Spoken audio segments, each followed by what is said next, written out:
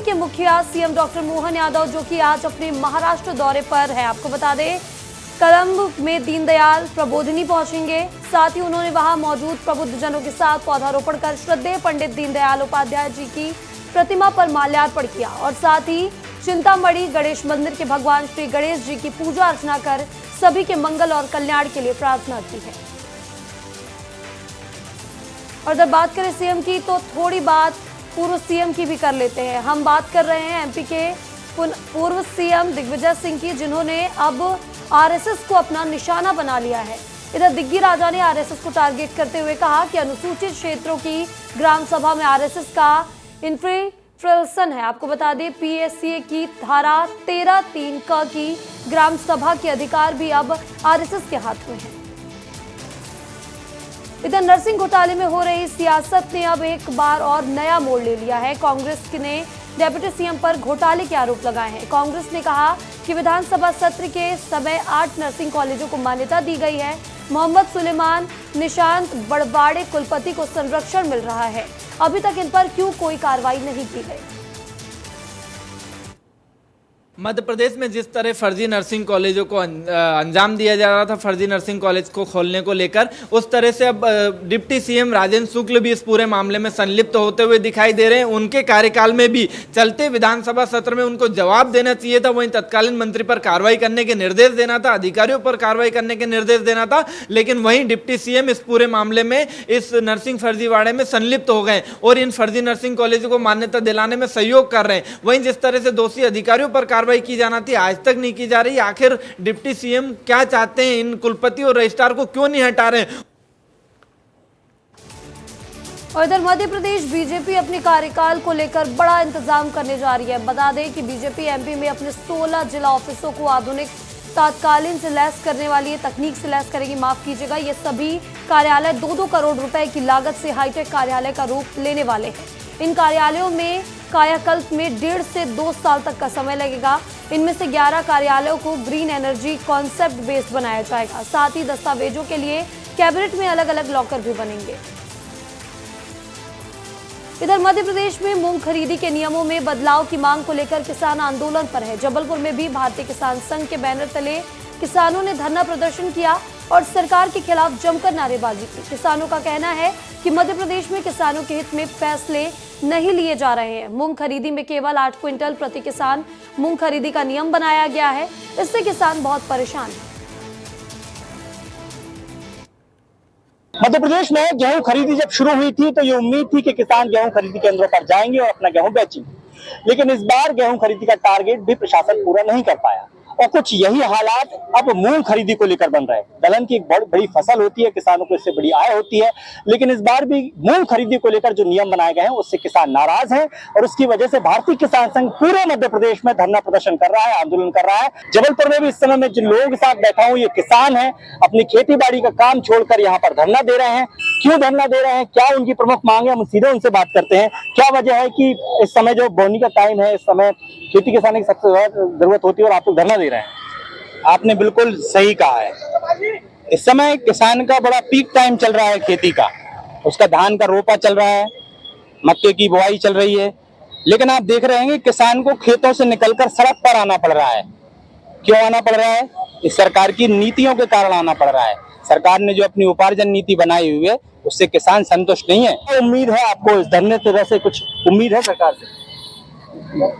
हम लोग तो आखिरी दम तक लड़ेंगे, उम्मीद हमारे कायम है और किसान कर भी क्या सकता है। आज जो इतने किसान आए हैं जबलपुर जिले से, एक किसान 100 किसान के बराबर है। क्या आगे रणनीति है? आज हमारा प्रदर्शन है, 12 तारीख को एक बैठक होने वाली है किसान संघ की। उसमें निर्णय होगा कि प्रदेश स्तर पर हम एक बड़ा आंदोलन खड़ा होगा। उसकी डेट कब निश्चित होने वाली है उसकी घोषणा शीघ्र की जाएगी। तो कुल मिलाकर कहा जाए, मूंग खरीदी को लेकर किसान आक्रोशित है, आंदोलित है और अगर उनकी मांगों पर गौर नहीं किया जाता तो निश्चित तौर पर मान के चलिए कि आगे चलकर ये आंदोलन और भी बड़ा रूप लेगा, जो सरकार के लिए संकट खड़ा कर सकता है। कैमरामैन रवीन के साथ दुर्गेश कुमार, विस्तार न्यूज। और अब खबर भोपाल से, जहां पर राजधानी स्थित सतपुड़ा भवन में लगी आग का मेंटेनेंस पूरा नहीं हो पाया। बारिश के चलते मेंटेनेंस नहीं पूरा होने से भवन को पॉलीथीन से ढक दिया गया है। सतपुड़ा भवन के 3 फ्लोर को पॉलीथीन से ढका गया है। जिससे बारिश का पानी अंदर ना जा सके। समय पर मेंटेनेंस नहीं होने की वजह से सतपुड़ा भवन के अंदर काम कर रहे कर्मचारियों को बारिश से काफी परेशानियों का सामना करना पड़ रहा है। यही वजह है कि सरकारी इमारत को बचाने के लिए पॉलीथिन का सहारा लिया गया है। मध्य प्रदेश में अजब गजब कारनामे रोजाना देखने के लिए मिल रहे हैं। एक और अजब गजब कारनामा सतपुड़ा की बिल्डिंग को लेकर सामने आया है। ये वही सतपुड़ा की बिल्डिंग है जहां पे पिछले साल 12 जून को आग लग गई थी। बिल्डिंग के मेंटेनेंस के लिए 160 करोड़ रुपए सरकार ने जारी किए, लेकिन मेंटेनेंस नहीं हो पाया। बारिश के मौसम में अब पॉलीथीन से इस बिल्डिंग को ढका जा रहा है, क्योंकि अंदर कई विभाग हैं और विभागों में काम करने वाले कर्मचारी बारिश से परेशान है। इसलिए ये बड़ी बड़ी पॉलीथीन के सहारे सतपुड़ा बिल्डिंग को ढका गया है। यकीन मानिए कि मध्य प्रदेश में ऐसा नमूना कभी पहली बार ही देखने के लिए मिलेगा कि जब किसी सरकारी बिल्डिंग को रेनोवेट समय पर ना किया गया हो और पॉलीथीन से इसे ढका गया है। तो आप देखेंगे कि सतपुड़ा भवन की तीसरी, चौथी और 5वीं मंजिल में किस तरीके से पॉलीथीन को कवर करके इस ऑफिस को कर्मचारियों को बैठने के लिए व्यवस्था बनाई जा रही है। लेकिन एक बड़ा सवाल है कि करीब 1 साल पूरा होने के बाद मेंटेनेंस अब तक नहीं हो पाया है। आखिर क्या वजह है? लेकिन बड़ा सवाल यही है कि कर्मचारियों के बैठने के लिए व्यवस्था बनाई गई है तो और सबसे बड़ी बात है कि जब बारिश हो रही है तो इसी पॉलीथीन के सहारे सरकारी भवनों में काम चल रहा है। कैमरामैन नागेंद्र के साथ विवेक पांडे, विस्तार न्यूज़, भोपाल। और बात करते हैं मंदसौर की, जहां मंदसौर पुलिस ने सेक्सटॉर्शन मामले में भांडाफोड़ किया है। पुलिस ने व्हाट्सएप पर वीडियो कॉल करने वाले लोगों को प्रेम जाल में फंसाकर रुपए ऐंठने वाले एक गैंग का पर्दाफाश किया है। मंदसौर की नई आबादी थाना पुलिस ने कार्रवाई करते हुए 2 महिला समेत एक नाबालिग आरोपी को गिरफ्तार किया है। मामले का खुलासा तब हुआ जब गैंग ने रतलाम में 2 युवकों को बंधक बना लिया और फिर परिवार से जब रुपए की मांग की तो परिजन बदमाशों के पास न पहुंचते हुए सीधे थाने पहुंच गए। फिर पुलिस ने तत्परता दिखाते हुए गैंग के ठिकाने में दबिश दी और सेक्सटॉर्शन गैंग में शामिल 2 महिलाओं के साथ एक नाबालिग को मौके से गिरफ्तार कर लिया। रैंडमली कॉल करते थे और अगर रैंडमली पुरुष का नंबर मिल जाए और उसको 2-3 बार प्रयास करने पे इनके ट्रैप में आ जाता है तो उसको ये अपने पास बुला के और फिर उसको झूठा 376 में फंसाने के नाम पे डरा धमकाकर उससे या उसके परिवारजनों से ये पैसे वसूलने का प्रयास करते थे। इसी तारतम्य में इन्होंने ये प्रयास किया था जिसमें एक जावरा के निवासी को इन महिलाओं ने, आरोपी महिलाओं ने बुलाया अपने पास मीनपुरिया में अपने घर पे और फिर उससे जब पैसे मांगने लगे तो उसने अपने एक जानकार को, जान पहचान वाले का जो कि दलौदा का निवासी है, उसको भी बुला लिया। तो इन्होंने दोनों को ही बैठा लिया, महिलाओं और इनके साथियों ने दोनों व्यक्तियों को बैठा लिया और इनके परिवारजनों से पैसों की डिमांड करने लगे। और चलिए आगे बढ़ते हैं, आपको बता दें तस्वीरों में नजर आ रहा है ये शख्स मुर्दा है। जी हाँ, ये हम नहीं कह रहे, ये एक सरकारी कागज की कहानी कह रही है। मंडला जिला मुख्यालय से करीब 30 किलोमीटर दूर बगछेर गोंदी गांव के पंचायत के खलवारा गांव में 40 वर्षीय कमल सिंह को समग्र आईडी समेत कई सरकारी कागजों में साल 2018 में मुर्दा बना दिया गया और साल 2019 में उसका सत्यापन भी कर दिया गया।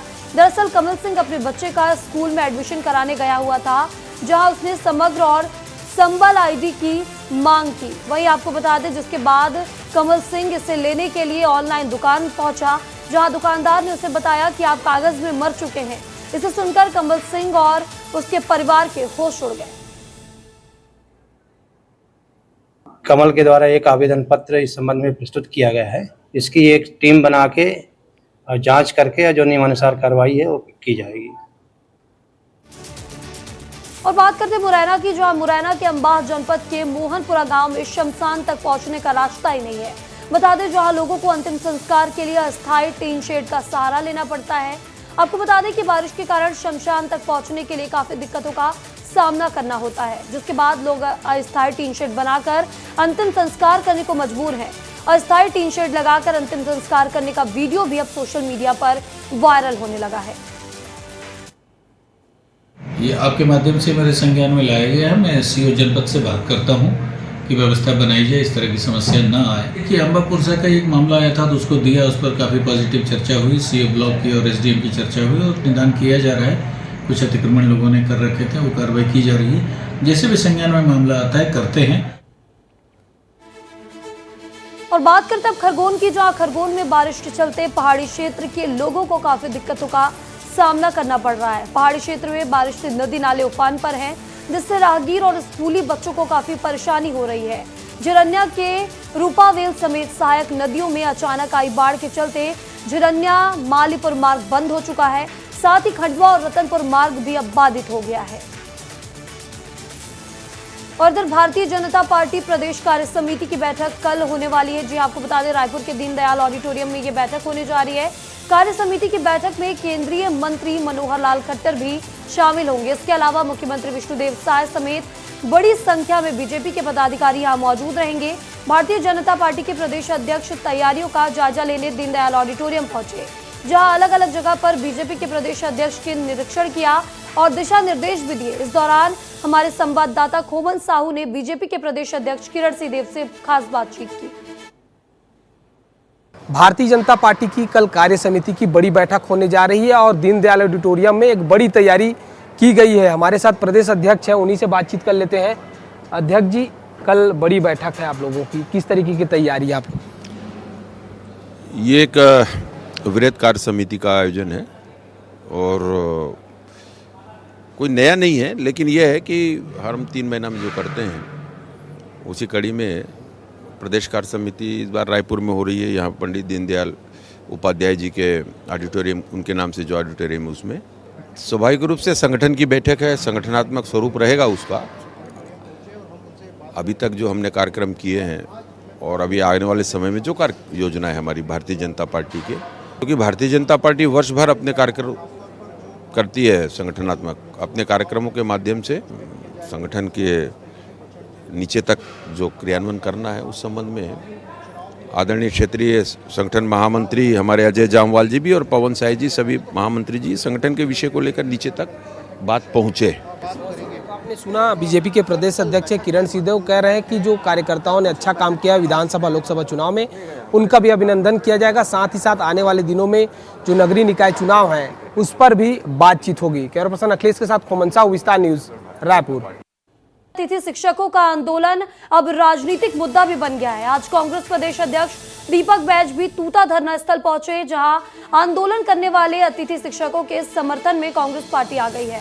बता दें कि अतिथि शिक्षकों के प्रदर्शन का आज तीसरा दिन है।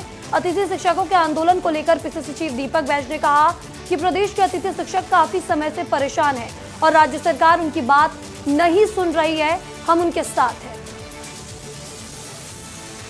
इधर बीजेपी के सहयोग केंद्र में आम जनता की समस्या सुन रहे हैं मंत्री। आपको बता दें, अलग अलग दिन मंत्री सहयोग केंद्र में मौजूद रहकर लोगों की समस्याएं सुन रहे हैं। बीजेपी कार्यालय में सहयोग केंद्र का आयोजन किया जा रहा है। आज स्वास्थ्य मंत्री श्याम बिहारी जायसवाल जनता की समस्या सुनेंगे। स्वास्थ्य से जुड़ी जितनी भी समस्याएं हैं वो यहाँ पर सुनने वाले हैं। और इधर लोकसभा चुनाव में बेमेतरा जिले के तीनों विधानसभा में ऐतिहासिक जीत के बाद भाजपा कार्यकर्ताओं ने सांसद विजय बघेल का भव्य स्वागत किया। वो पहली जीत के बाद पहली बार बेमेतरा पहुंचे थे, जहां उत्साहित भाजपा नेताओं और कार्यकर्ताओं ने विधायक दीपेश साहू के नेतृत्व में पुराना बस स्टैंड चौक में सांसद बघेल को लड्डुओं से तौलकर उनका अभिनंदन किया। और इधर बलरामपुर जिले के वाड्फनगर क्षेत्र स्थित बीजापुरा गांव की प्राथमिक पाठशाला तक पहुंचने के लिए सड़क ही नहीं है। यहां बच्चे नाला और पगडंडी भरे रास्तों को पार करते हुए किसी तरह परेशानियों का सामना करते हुए स्कूल पहुंचते हैं। इससे बच्चों के साथ साथ शिक्षक भी परेशान हैं। वहीं दूसरी तरफ यहां पीने के पानी की भी समस्या है। बच्चों को पीने का पानी कुएं में जाकर निकालना पड़ता है। इस गांव में स्कूल की हालत ऐसी है, आपको बता दें, और आज 32 साल पहले तत्कालीन प्रधानमंत्री पीवी नरसिम्हा राव यहां पहुंचे थे, लेकिन आज भी सूरत 32 साल पुरानी ही है। Swami Atmanand English medium school में जिला स्तरीय शाला प्रवेश उत्सव कार्यक्रम का आयोजन किया गया, जिसमें मरवाही विधायक प्रणव मरपच्ची बतौर मुख्य अतिथि शामिल हुए। इधर कार्यक्रम की शुरुआत मां सरस्वती के पूजन अर्चन से की गई। इसके बाद मुख्य अतिथि विधायक प्रणव मरपच्ची ने नव प्रवेशी बच्चों को तिलक लगाकर उनका स्वागत किया। उन्होंने स्कूल के बच्चों को निःशुल्क स्कूल ड्रेस, किताबें और साइकिल भी प्रदान की। इससे क्या है, बच्चों में उत्सुकता आता है, पढ़ने का मन जो है उनका दोगुनी हो जाता है, क्योंकि ये सब जो गतिविधियां होता है ना, इनको स्कूलों का जो प्रबंधन है और जो भी प्रतिनिधिगण है उनका जिम्मेवारी बनता है, क्योंकि बच्चों में उतना जानकारी नहीं रहता है कि क्या क्या गतिविधि स्कूलों में होता है। तो इसका ये शुरुआत है। और इधर छत्तीसगढ़ में 26 जुलाई से शिक्षा सत्र की शुरुआत हो गई है। सत्र शुरू होने के 15 दिन बीत जाने के बाद भी महासमुंद में शिक्षा विभाग सुस्त है। यहाँ के मोहंदा हायर सेकेंडरी स्कूल में शिक्षक न होने की बात सामने आई, जिसमें छात्र मजबूरन स्कूल में अब टीसी ले रहे हैं। इस मोहंदा स्कूल से काफी टॉपर निकले थे, लेकिन अब बच्चे टीसी लेकर निकलने को मजबूर हैं। इस साल व्यवस्था में भी नहीं आ पाए हैं और मैं इसीलिए मतलब 12वीं में भी साइंस लेकर पढ़ना चाहती हूँ, इसलिए मैं दूसरे स्कूल एडमिशन लेना चाहती हूँ, इसलिए मैं यहाँ से टीसी ली। क्या वजह है कि आप जो है यहाँ से टीसी ले? मैं यहाँ कक्षा 11वीं पढ़ चुकी हूँ और मैं जो साइंस लेकर पढ़ी थी बायो, तो जो है यहाँ पहले जो है टीचर व्यवस्था में आए थे, जो कि अब 12वीं पहुँच चुके हैं, तो यहाँ पे टीचर अभी तक व्यवस्था में नहीं आए हैं। यहाँ से टीसी लेना चाहती हूँ क्योंकि यहाँ टीचर नहीं है साइंस के। और बात करते हैं कोरिया की, जहां कोरिया के चर्चा क्षेत्र स्थित पीएम श्री शासकीय स्कूल में बाल विज्ञान मेले का आयोजन किया गया, जिसमें छात्रों ने अपने अंदर के हुनर विज्ञान क्षेत्र में रुचि का प्रदर्शन किया।